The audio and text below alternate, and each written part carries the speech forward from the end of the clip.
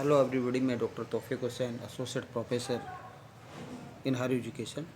पिछले व्याख्यान में हम फ़िरोज़ तुगलक की चर्चा कर रहे थे। हमने देखा कि फ़िरोज़ तुगलक मोहम्मद बिन तुगलक की मृत्यु के पश्चात शासक बनता है। मोहम्मद बिन तुगलक के कोई पुत्र नहीं था और ऐसी स्थिति में ठट्टा के अंदर ही जो अमीर वर्ग और उलेमा वर्ग है वो उसको नियुक्त कर देते हैं। लेकिन मोहम्मद बिन तुगलक कि जो विभिन्न योजनाओं के कारण से जनता के प्रत्येक वर्ग में असंतोष था और ये इस असंतोष को ख़त्म करना फ़िरोज़ तुगलक की चुनौती थी और इस चुनौती का सामना उसने अपने ढंग से किया। इसने जनता किसानों को किस प्रकार और सैनिक है उसको किस प्रकार विश्वास में ले जाए।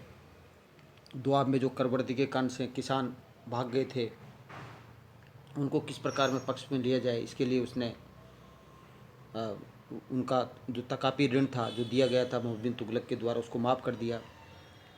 इस प्रकार सैनिकों में असंतोष था और उस सैनिकों का असंतोष और विभिन्न अधिकारियों के असंतोष को ख़त्म करने के लिए उसने उनके वेतन बढ़ा दिए। उलमा वर्ग है वो मोहम्मद बिन तुगलक से नाराज़ था, इसलिए उनको भी बड़े पैमाने पर अनुदान दिया और राज्य का आधार भी फ़िरोज़ तुगलक ने एक प्रकार से शरीयत के अनुसार बनाया, जिससे कि उलमा वर्ग है वो प्रसन्न हो गया।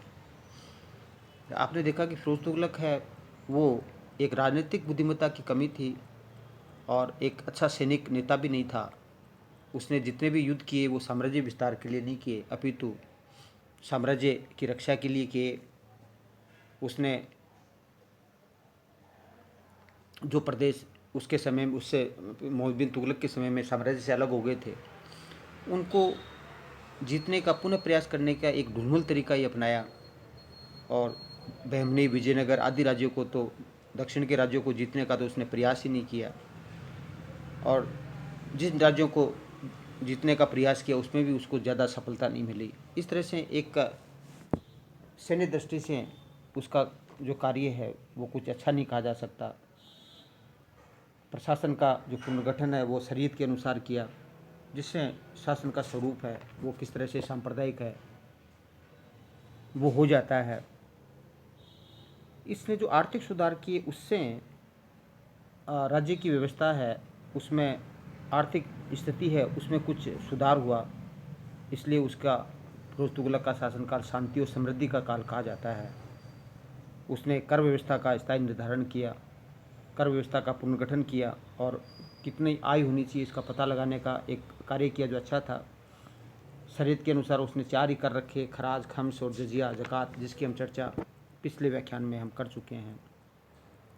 लेकिन जो जजिया कर था उसमें एक सुरक्षा कर था जो गैर मुस्लिमों से लिया जाता था, लेकिन इस कर के अंदर भी ये प्रावधान था कि जो प्रोडक्शन में जिसकी भागीदारी हो उसी से ये कर लिया जाए, बाकी जो जिसमें प्रोडक्शन की भागीदारी नहीं उससे नहीं लिया जाए। जैसे वृद्ध है, महिलाएं हैं, बच्चे हैं, अफाइज हैं और ब्राह्मण हैं, इनकी प्रोडक्शन में भूमिका नहीं होती थी इसलिए इनसे कर नहीं लिया जाता था। लेकिन फ़िरोज़ तुगलक ने ब्राह्मणों को प्रसन्न करने के लिए उलेमाओं को प्रसन्न करने के लिए ब्राह्मणों पर भी कर लगा दिया, जो उसके लिए हानिकारक सिद्ध हुआ क्योंकि ब्राह्मण वर्ग में इसके प्रति असंतोष हुआ।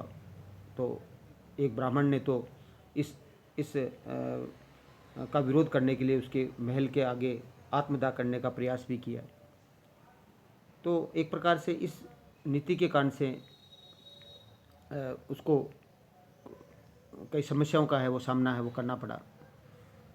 जो जजिया कर था इसके विषय में हम पढ़ चुके हैं कि जजिया कर है वो अलग से वसूल नहीं किया जाता था, केवल जो लैंड रेवेन्यू टैक्स लिया जाता था उसके साथ ही इस कर को भी जोड़ करके वसूल किया जाता था और जो दे सकते थे, अदा कर सकते थे, उसी से वसूल किया जाता था।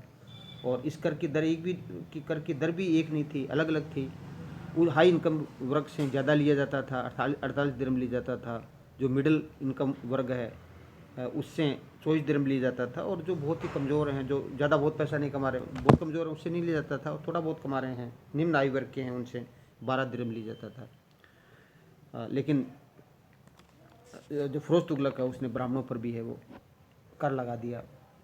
लेकिन इसका एक मानवीय कार्य था, परोपकारी कार्य था, जिसमें उसने नहरों का एक जाल बिछाया। जो तुगलक वंश का संस्थापक का जो स्वप्न था जाल बिछाने का, नहरों के जाल बिछाने का, गयासुद्दीन तुगलक, उसको पूरा करने का जो कार्य है वो फिरोज़ तुगलक ने किया। उसके ड्रीम को पूरा, तुगलक शासकों की जो जो जो कमिटमेंट किया था तुगलक शासकों ने, गयासुद्दीन तुगलक ने, कि उसे नहरों का एक जाल बिछाना है, उसका पूरा करने का कार्य है वो फिरोज़ तुगलक का था। ये जो एक सराहनीय कार्य था, इसलिए उसको सिंचाई का जनक भी कहा जाता है।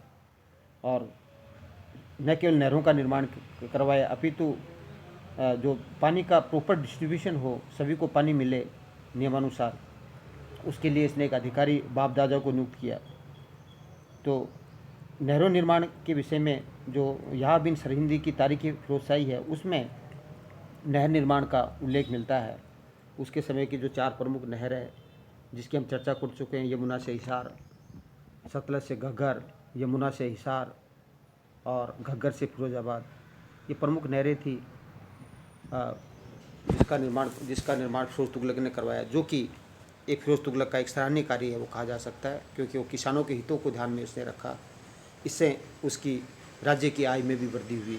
इसके लिए इसने एक अलग से कर जरूर लगाया, जो कि शरीयत में तो नहीं था, लेकिन उलमाओं की अनुमति से, जिसको हक सर्ब कहा जाता था, सिंचाई कर कहा जाता था, वो एक अलग कर है, वो शरीयत के अलावा लगा। बाकी सभी कर इसने जो शरीयत में नहीं थे, लगभग 23-24 कर है, उनको उसने हटा दिया। हमने फिरोज़ तुगलक की विषय में चर्चा की थी कि इसने दास विभाग की स्थापना की थी, जिसको दीवाने बंदगान कहा जाता था। और इस दास विभाग में फिरोज़ तुगलक के समय में दासों के प्रति इतना रुझान बढ़ गया था लोगों में कि लोग गिफ्ट में भी दास देने लग गए थे। और दासों को जो अलग अलग प्रकार का जो प्रशिक्षण है, उनकी योग्यता के अनुसार है, वो प्रशिक्षण दिया जाता था। जैसी उनकी रुचि होती थी, जैसी हॉबी है उसके अनुसार उसकी रुचि होती थी। और विभिन्न कार्यों के लिए दासों को नियुक्त किया जाता था। इसके समय में 1,80,000 दास थे। हालांकि दास ये प्रथा है वो फिरोज़ तुगलक की दास प्रथा है, वो तुगलक साम्राज्य के पतन के लिए है, वो पतन का बहुत बड़ा कारण बनी, क्योंकि दासों को जो वेतन दिया जाता था, जो 10 से 100 टंके वेतन है, जागीर वो उनको दी जाती थी दासों को खर्च करने के लिए। तो लगभग 40,000 दास अब सुल्तान के महल में सेवारत होते थे।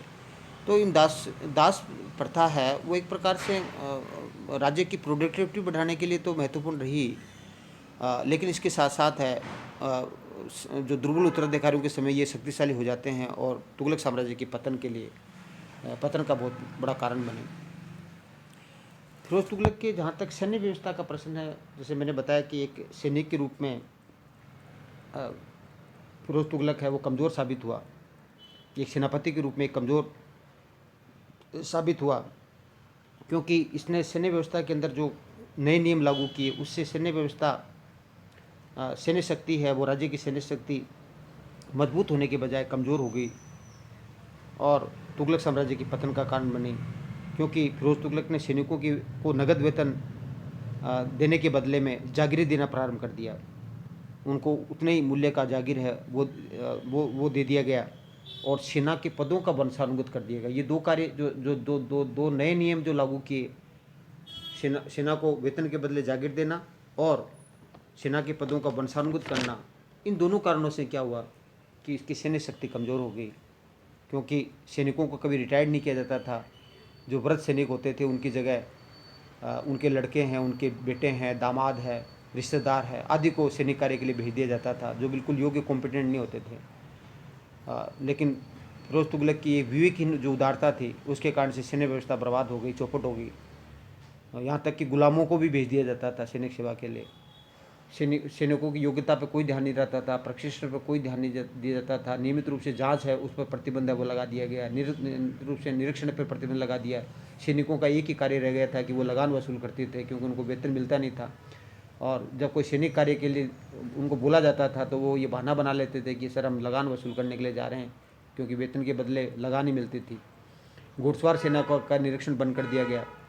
और यहाँ तक कि लोग हैं वो ये जो सैनिक हैं वो जो घुड़सवार है वो कमज़ोर घोड़े उसको भी दिखा देते थे। एक बार तो ये हुआ कि सम्राट फिरोज तुगलक ने स्वयं है वो एक सैनिक को कहा कि आप अपना कमज़ोर जो जो घोड़ा है वो जो दीवान आरिज का जो प्रमुख है उसको पैसा ले दे करके वो पास करवा लो। तो मतलब सेना के अंदर भ्रष्टाचार भी बहुत बढ़ गया था, और भ्रष्टाचार बढ़ाने के अंदर है वो फिरोज तुगलक है वो स्वयं भी योगदान दे रहा था। भ्रष्टाचार पे उसने अंकुश नहीं लगाया। तो इस तरह से सैन्य शक्ति है फिरोज तुगलक के समय में बहुत कमज़ोर हो गई, जो तुगलक साम्राज्य की पतन का कारण बनी। जहाँ तक फिरोज तुगलक की धार्मिक नीति की बात की जाती है, फिरोज तुगलक ने शासन का पुनर्गठन शरीयत के अनुसार किया। उलमा वर्ग पर इसका बहुत बड़ा प्रभाव था, और उलमा वर्ग को प्रसन्न करने के लिए कुछ उसने ऐसे कार्य किए जो एक शासक के लिए शोभा नहीं देते हैं। ऐसा कहा जाता है कि उसने हिंदुओं की धार्मिक स्वतंत्रता पर प्रतिबंध लगाया, और उसने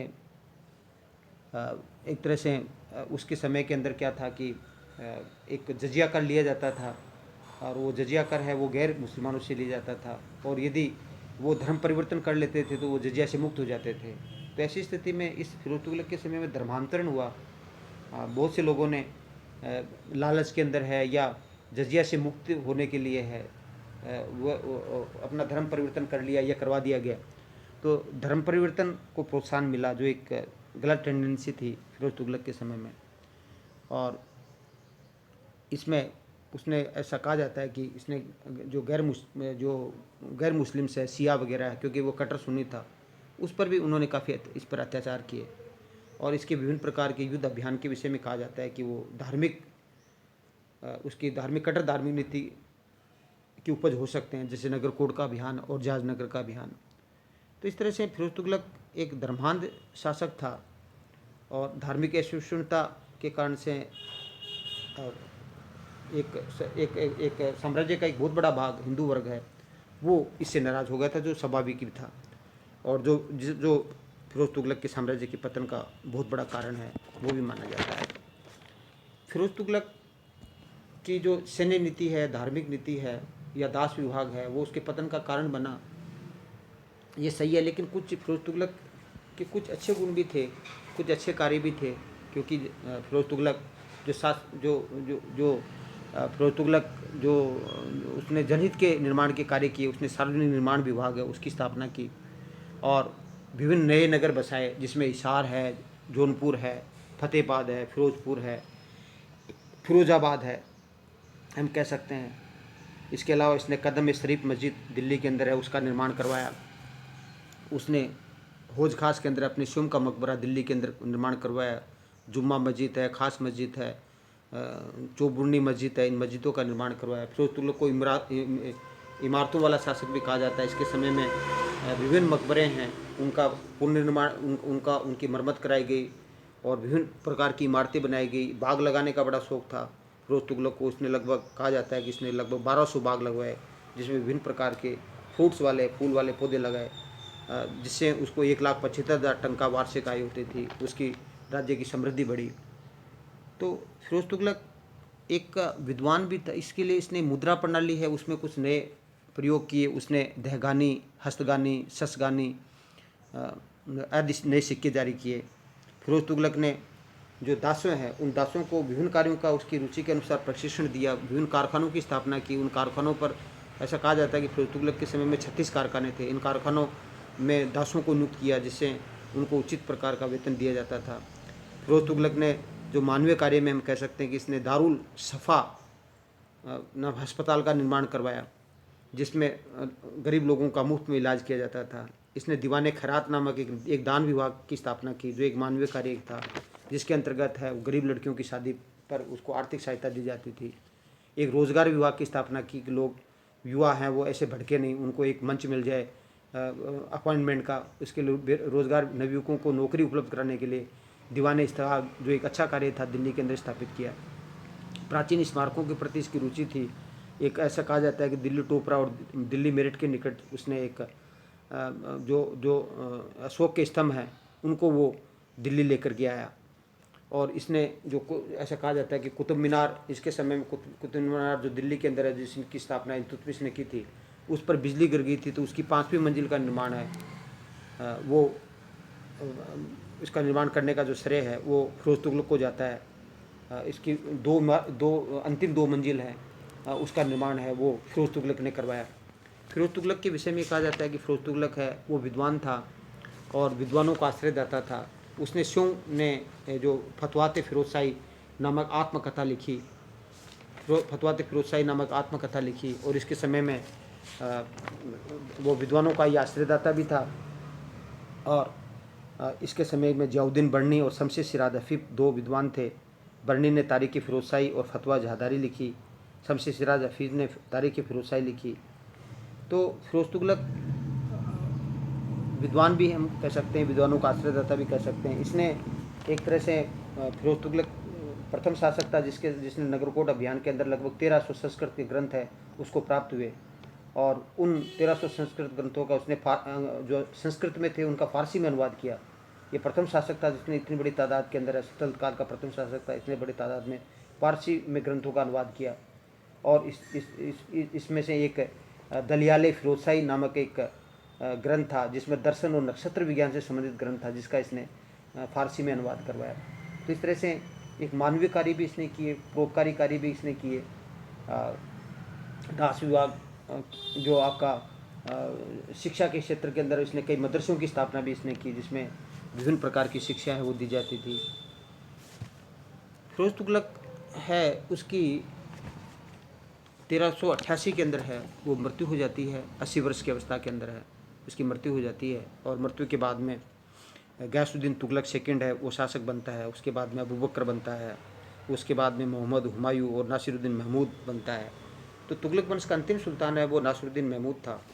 और इसके समय का एक महत्वपूर्ण घटना थी कि इसके समय में मध्य एशिया जो समरकंद हम कह सकते हैं का शासक था तैमूरलंग है, उसका 1398 के अंदर है वो आक्रमण होता है।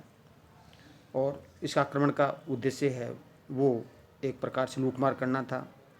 और इसके नासिरुद्दीन महमूद जो तुगलक वंश का अंतिम शासक था, इसके विषय में कहा जा सकता है का एक कहावत प्रचलित थी कि शहनशाह का साम्राज्य दिल्ली से पालम तक फैला हुआ था, बहुत ही सीमित साम्राज्य है वो, इसका साम्राज्य है वो रह जाता है। तो इस तरह से हम कह सकते हैं कि फिरोज़ तुगलक के विषय में हम कह सकते हैं कि फिरोज़ तुगलक में राजनीतिक बुद्धिमत्ता की कमी थी। इसने विवेकहीन उदारता का परिचय दिया और राज्य विस्तार की न तो इसकी इच्छा थी और न योग्यता थी। और उदारता दयालुता के विषय में भी कह सकते हैं कि इसकी सीमित वर्ग तक सीमित थी। लेकिन फिरोज़ तुगलक ने जो युद्धों और विजयों के स्थान पर जनता की भौतिक उन्नति पर है वो ध्यान दिया, और इसकी नीतियों के कारण से आर्थिक जो व्यवस्था है उसमें सुधार का मार्ग प्रशस्त हुआ। इसने शासक के कर्तव्यों को विस्तृत रूप दिया, क्योंकि शासक का कर्तव्य ये माना जाता था कि विजय, शांति और राजस्व वसूल करना शासक का कर्तव्य माना जाता था। लेकिन इसने एक तरह से जो शासक के कर्तव्य में जनता की भलाई करना है उसको भी प्रमुख स्थान दिया, जो फिरोज़ तुगलक का एक महत्वपूर्ण कार्य है वो कहा जा सकता है। तो इस प्रकार हम कह सकते हैं कि फिरोज़ तुगलक है वो शासक के रूप में तो उतना बेहतर नहीं था, लेकिन कई कार्य थे उसके द्वारा किए गए कई कार्य थे। जैसे उसने दीवान इस्तेहाक विभाग की स्थापना, दीवान खैरात, दीवान दारुल सफ़ा और विद्वानों को आश्रय देना, और कुछ ऐसे आर्थिक व्यवस्था के अंदर जो सुधार करना, बाग लगवाना, कुछ ऐसे कार्य थे जो निर्माण कार्य करवाना, पीडब्ल्यूडी विभाग की स्थापना करना, जनता की भौतिक समृद्धि करना, समृद्धि की तरफ ध्यान देना, युद्ध और शांति के स्थान पे युद्ध के स्थान पे स्थापना देना, कुछ ऐसे कार्य जिसके कारण से फिरोज़ तुगलक को इतिहास के अंदर वो स्थान दिया गया है।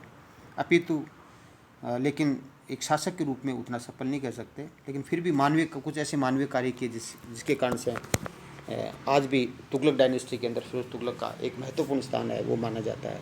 Thank you. जय हिंद, जय भारत।